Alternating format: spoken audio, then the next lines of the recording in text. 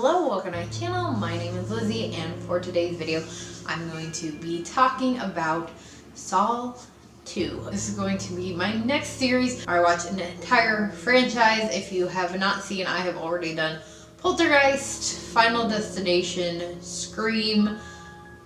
I think at this point that's it. So I will leave links so that you guys can check all of those out. And I recently got the 8 film collection Blu-ray set, so I am super excited. But if you are wondering why I am starting with Saw 2 and not the first one, it is because I've already done a review of the first one, and I had debated redoing a review of it, but I just feel like I've seen the film so many times, and I already reviewed it. I think I did that one for 101 Days of Horror, so I'm skipping that one. I will leave a link again in the description. It'll probably pop up as well so that you can check out that original review. And so I'm just going to go straight into talking about the second film. Now, I have seen a lot of the Saw films. I don't think I've actually seen all of them, surprisingly enough, because I do love the films, so I am really excited to finally make sure that I have seen all of these films. Of the ones that I have seen, the second one has always been my favorite.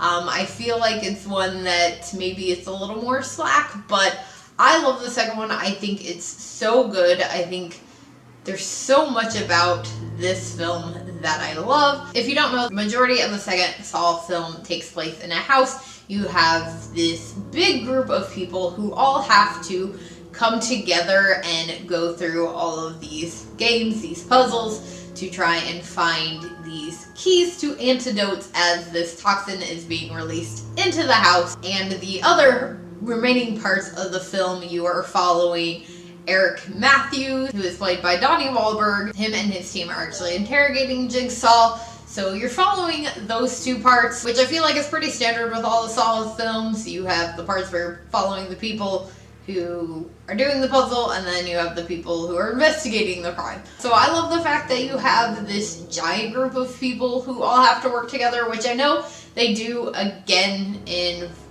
other films. I don't know, and we'll find out if they do it in all of them, but I know that becomes a big part.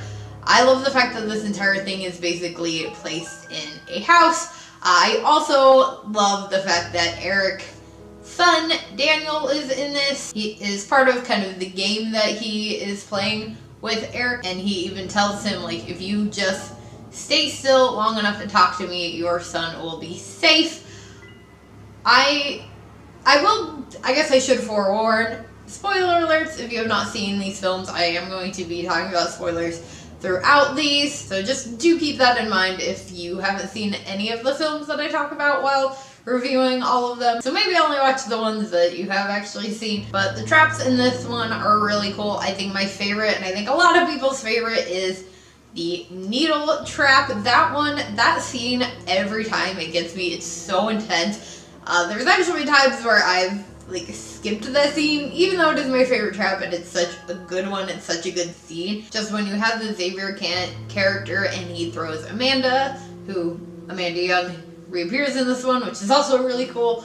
When he throws her in that pit instead of going into it himself, that part, it always makes me mad and on edge, and that scene just always gets to me. I have a love-hate relationship with that scene. But I also love Amanda's relationship with Daniel in this. She kind of almost becomes a protector of him, even though obviously she goes on to do horrible, crazy things in the rest of the films. She really, you can tell, I feel like you can kind of almost tell that she feels kind of bad that he's being put into this, because he's really at no fault. Everybody who Jigsaw kind of brings in has done something, not a good enough excuse to torture them, but he's really just kind of an innocent bystander for the most part. He just happens to be Eric's son, and that, of course, plays into everything that's going on, because all of the people that are trapped in this house with Daniel, they are all people that Eric has put away. and they don't know that Daniel is his son. So that really plays heavily into the intensity in this film as well. And then you have the just shocking ending the first time that I watched this film, and it is revealed that the footage that Eric is watching of his son being in this house with all of these people is all pre-recorded, basically, and he believes he's watching it in real time. We find out towards the end, at the end, that it's all pre-recorded, and that Daniel is actually safe, and that was kind of Jigsaw's point of telling Eric that if he had just sat still and talked to him long enough, that he would have his son, and his son is safe, because he literally comes out of a safe and is perfectly fine. And then Eric, because he refuses to listen to Jigsaw, becomes his next victim at the end. And yeah, I just love this movie. It's so good. It's definitely my favorite for now, but we will see as I watch the rest of the films. I'm really excited to watch all these, so hope that you guys are excited to see my reviews, and I hope that you did enjoy this one. If you did, please give it a big old thumbs up. Make sure you hit that subscribe button for more horror related content, and I'll see you guys again later with another video. Bye!